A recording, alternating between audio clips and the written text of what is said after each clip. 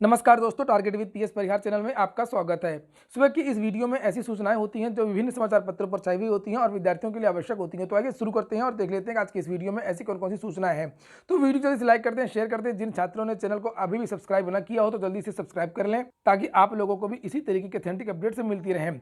सबसे पहली सूचना है, यूपी शिक्षा सेवा चयन आयोग विधेयक 2020 के प्रस्तावों के संबंध में बैठक संपन्न।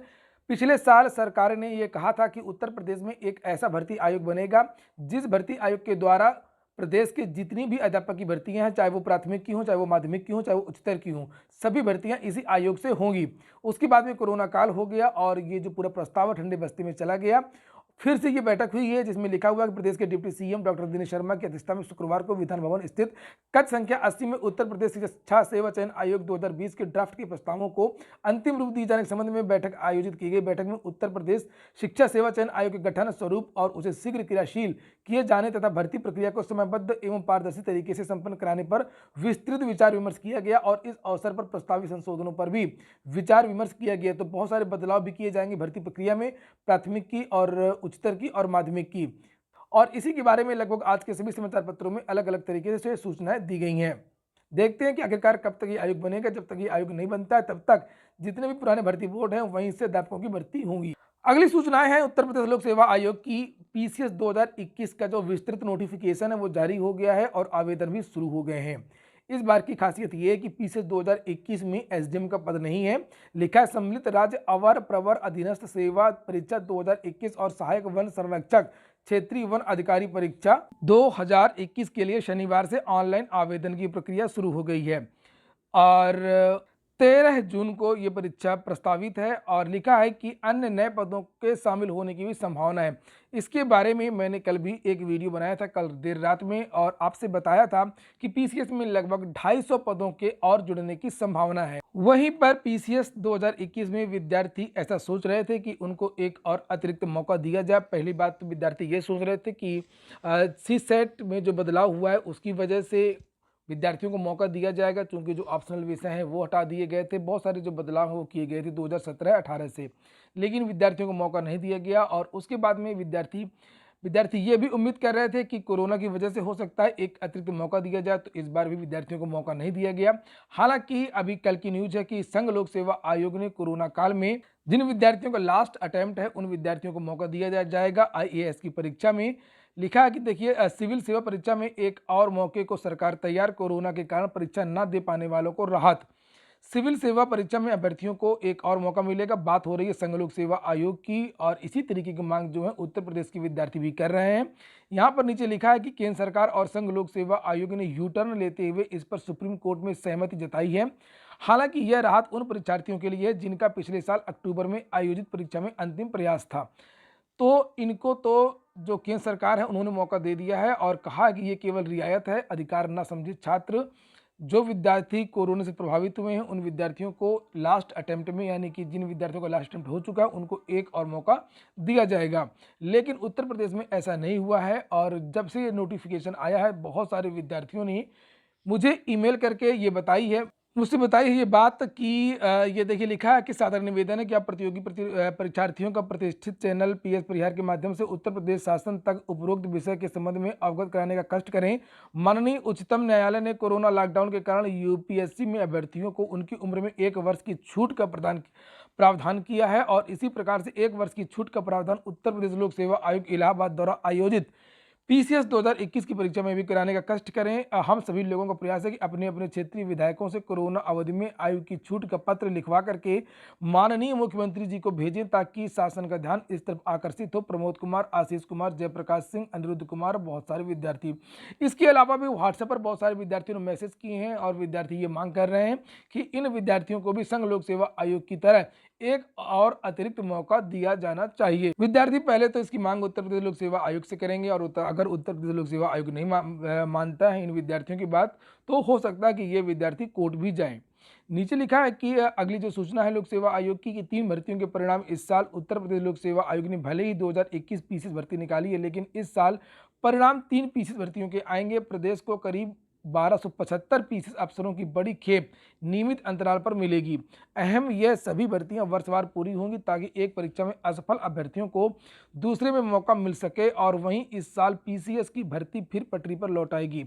प्रदेश की पीसीएस परीक्षा सबसे बड़ी भर्ती होती है और कुछ वर्ष पहले तक इस भर्ती और यूपीएससी की आईएएस भर्ती का विज्ञापन जनवरी माह में ही होता रहा है। तो फिलहाल काफ़ी कुछ नियमित हो गया है और जो परीक्षा कैलेंडर है उसको फॉलो किया गया है। लिखा हुआ है कि बहुत जल्द पीसीएस 2019 का जो परिणाम है वो आ जाएगा, क्योंकि साक्षात्कार पूरे हो चुके हैं और ऐसी उम्मीद है कि 15 से 20 के बीच में, फरवरी में ही, इसी महीने 2019 का परिणाम आ जाएगा। उसके बाद में 2020 की भी मुख्य परीक्षा हो चुकी है और उसके साक्षात्कार के बाद में 2020 का भी परिणाम आ जाएगा। इस वर्ष अभी भी आईएएस का विज्ञापन नहीं आया है 2021 का, लेकिन पीसीएस का विज्ञापन जारी कर दिया गया। लोक सेवा आयोग ने कल सिविल अभियंता 2019 का भी जो परिणाम है वो जारी कर दिया है। लिखा है कि 1284 अभ्यर्थी सफल। उत्तर प्रदेश लोक सेवा आयोग ने सम्मिलित राज्य अभियंत्रण सेवा परीक्षा 2019 लिखित परीक्षा का जो परिणाम है वो जारी कर दिया है। शुक्रवार को जारी परिणाम में कुल 648 पद के सापेक्ष 1284 अभ्यर्थी सफल हुए हैं और इनका जो परिणाम है वो वेबसाइट पर भी दे दिया गया है और आयोग पर भी चस्पा है। 22 फरवरी से इन विद्यार्थियों का जो है वो साक्षात्कार शुरू है। अगली सूचना भी है उत्तर प्रदेश लोक सेवा आयोग की। उत्तर प्रदेश लोक सेवा आयोग से एक भर्ती आई थी 2018 में, एलटी ग्रेड। इसके बारे में भी मैंने कल एक वीडियो बनाया था और आप लोगों से बताया था कि केवल 787 विद्यार्थियों की जो फाइलें हैं वो भेजी गई हैं। सोशल की बात हो रही है। उत्तर प्रदेश लोक सेवा आयोग ने एलटी ग्रेड 2018 के तहत समाजशास्त्र विषय में पुरुष वर्ग के चयनित अभ्यर्थियों की जो फाइलें हैं वो शिक्षा निदेशालय भेज दी हैं। समाजशास्त्र में 926 पुरुष व 928 महिला अभ्यर्थियों का पद निर्धारित था, लेकिन पुरुष वर्ग में 924 अभ्यर्थियों का चयन हुआ है। इनमें से शुक्रवार को 787 अभ्यर्थियों की जो फाइल हैं वो निदेशालय भेज दी गई हैं, जबकि सत्यापित न होने के कारण 137 अभ्यर्थियों की जो फाइलें हैं वो रोक दी गई हैं।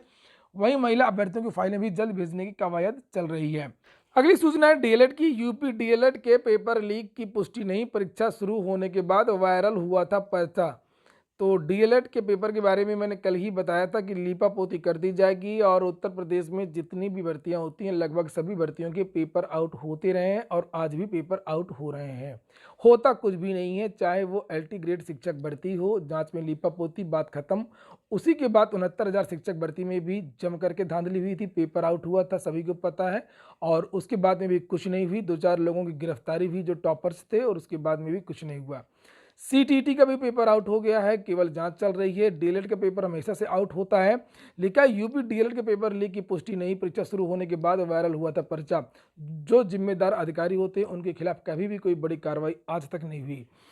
नीचे लिखा है कि 2 वर्षीय प्रशिक्षण पाठ्यक्रम UP DElEd diploma in elementary education की परीक्षा पेपर लीक से बच गई। जांच में सामने आया कि पेपर परीक्षा शुरू होने के बाद वायरल हुआ, जिसे पेपर लीक नहीं माना जा सकता है। परीक्षा नियामक प्राधिकारी सचिव अनिल भूषण चतुर्वेदी 4 माह के अंतराल पर दूसरी बार पेपर लीक होने की अफवाह फैलने पर खासे खफा हैं। उन्होंने ऐसे तत्वों को चिन्हित करने के आदेश दिए हैं। उन्होंने इससे इनकार नहीं किया है कि पेपर लीक में संबंधित परीक्षा केंद्र स्टाफ की भी भूमिका हो सकती है।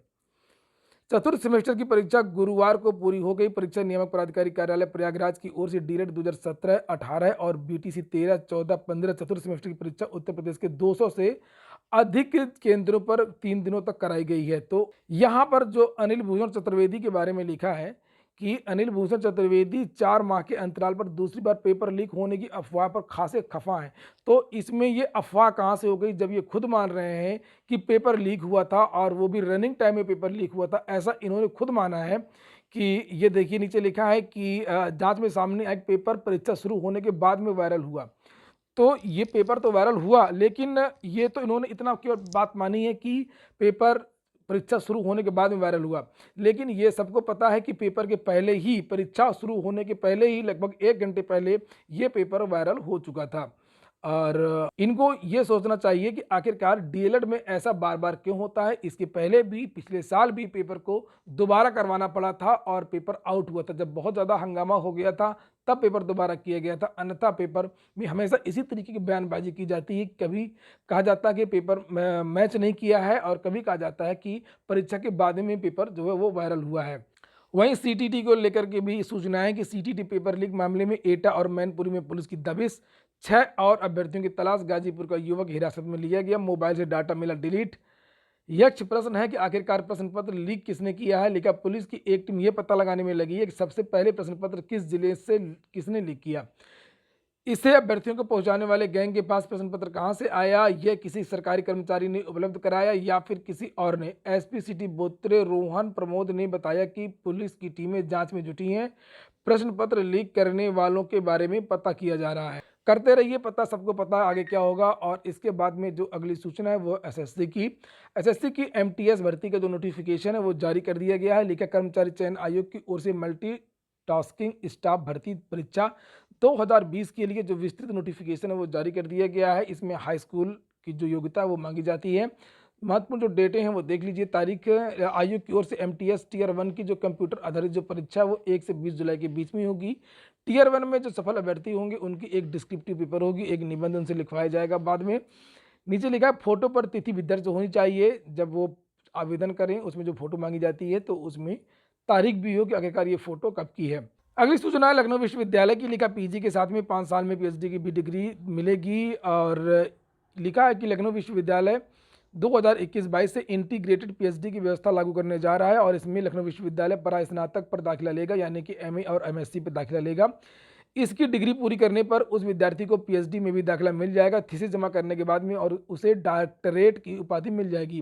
प्रवक्ता डॉक्टर दुर्गेश श्रीवास्तव के अनुसार कई विद्यार्थी स्नातक स्तर से ही शोध के लिए गंभीर होते हैं और ऐसे विद्यार्थियों को स्नातक स्तर से ही शोध के लिए तैयार किया जाना चाहिए। इसके लिए लखनऊ विश्वविद्यालय ने इंटीग्रेटेड पीएचडी की शुरुआत करने का फैसला किया है और इस पाठ्यक्रम में दाखिला लेने पर विद्यार्थी को पीजी के साथ ही पीएचडी की उपाधि भी मिलेगी। कोर्स की अवधि भी काफ़ी कम रहेगी, सिर्फ 5 साल में एमए और पीएचडी दोनों की डिग्रियां विद्यार्थी को मिल जाएंगी।